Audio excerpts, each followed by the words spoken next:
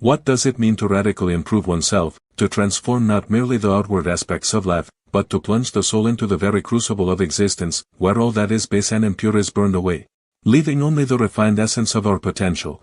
The quest for self-improvement is not the small endeavor of a better diet, a keener mind, or a more polished habit. No, it is the very pilgrimage of the soul, driven by that primal urge to ascend the heights of human possibility, to strive toward the ideal and bask in the radiance of the good, the true, the beautiful. This striving for radical self-improvement is the labor of eternity inscribed into time. It is not a pursuit of mere utility, of productivity or efficiency, those are but the lesser stars in the night sky of human potential.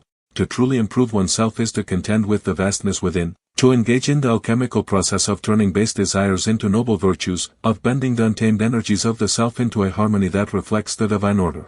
Radical self-improvement is nothing less than the pursuit of eudaimonia, that blessed state of flourishing where man and woman are no longer creatures adrift but souls soaring in accord with the universal law. There is within every living person a divine discontent, a sacred dissatisfaction with the present self, a voice that whispers, "You are not yet who you could be."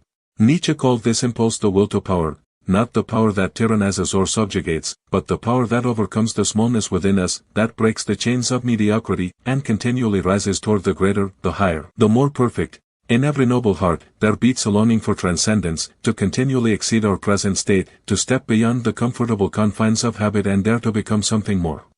Yet there is a seduction, a shallow temptation to mistake self-improvement for mere accumulation. More skills, more accolades, more accomplishments, this is not the way of the sage.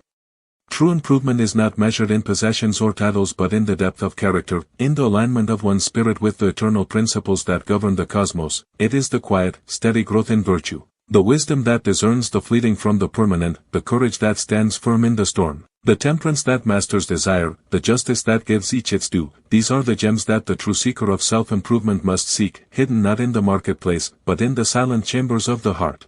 Yet let us not be deceived into thinking that this journey belongs only to the realm of the spirit, of abstract thought and lofty ideals.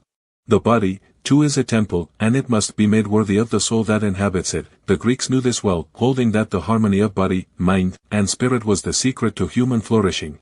What value has a luminous intellect if it is housed in a frame that falters at the first test? The vitality of the body is not a mere accessory to the life of virtue, it is a foundation.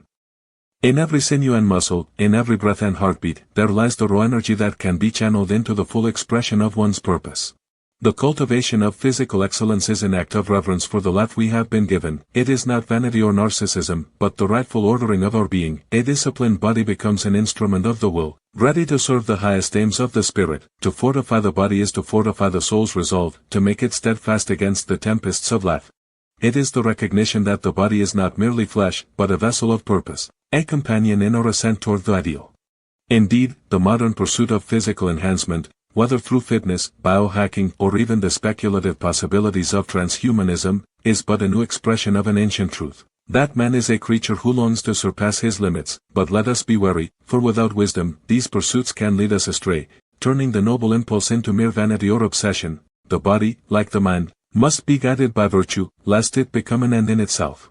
For true radical self-improvement is the integration of all dimensions of our being, ethical, intellectual, physical, and spiritual, into a harmonious whole, a life lived in the rhythm of the cosmos. This is the path of virtuous living, where every aspect of the self is ordered according to a higher law. Virtue is not a set of rules, nor a checklist to be completed, it is a way of being, a mode of existence that aligns one's life with the eternal principles of truth and justice. It is the soul's melody, the guiding thread that weaves together the disparate strands of our desires, thoughts, and actions into a single, coherent expression of the good. To improve oneself is to bring all these elements into harmony, to live as a unified being, in sync with the order of nature and the will of the divine. But let us not deceive ourselves with dreams of finality. The work is never finished, the summit of self-improvement is a mirage. As we draw near, it recedes, always inviting us onward. The ideal self is a horizon, forever just out of reach, urging us to stretch further, to dig deeper, to aspire higher. And yet, in this endless striving, there is meaning. It is not the destination but the journey itself that gives life its substance. The very act of striving toward the good is what it means to live fully, to live authentically. In this quest, there is no resting place, no state of perfection where one can say, I have arrived. Radical self-improvement is the perpetual unfolding of one's potential, the endless journey toward becoming more truly oneself. It is a path that demands courage, discipline, and unwavering commitment. It is a path that honors the body as much as the soul, that seeks wisdom in both thought and action, and that finds joy not in reaching a final goal, but in the continuous, upward climb. For in this striving, we touch the divine, participating in the eternal drama of human transcendence. A drama that began with the first spark of consciousness and continues as long as there are those who dare to dream of something more.